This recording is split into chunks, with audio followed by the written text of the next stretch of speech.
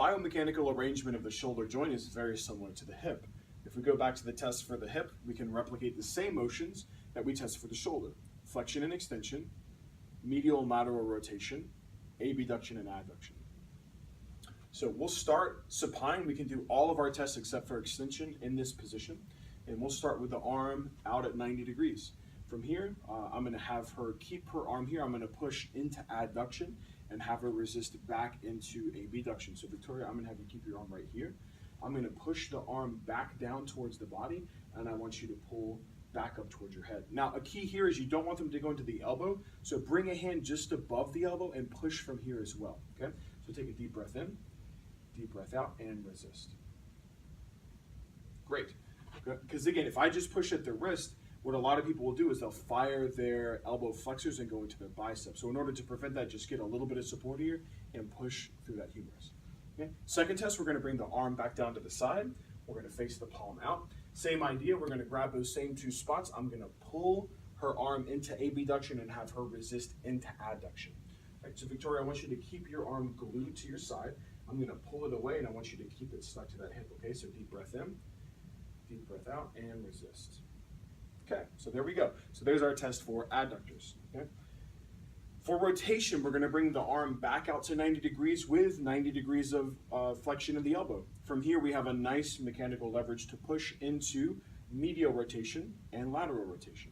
So if I want to test the lateral rotators, I will push into medial rotation and give her a chance to resist laterally. So Victoria, with your arm here, I'm going to push your palm back down to the table, and I would like you to push it back toward the direction of your head. So deep breath in, deep breath out, and resist. Great, and relax. So we'll reverse that direction for the second test. We'll bring a hand to the palm side. We're going to bring another hand down to the elbow. And again, for the last test too, you'll notice my hand was down here to give some support to that elbow. So we're going to reverse the direction.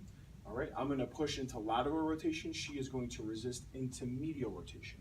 All right, so Victoria, from this position, I'm going to push the back side of your hand towards the head side of the table, and you're going to push that palm back down towards the floor, okay? So deep breath in, deep breath out, and resist. Good. So we got both rotations. We got abduction and adduction.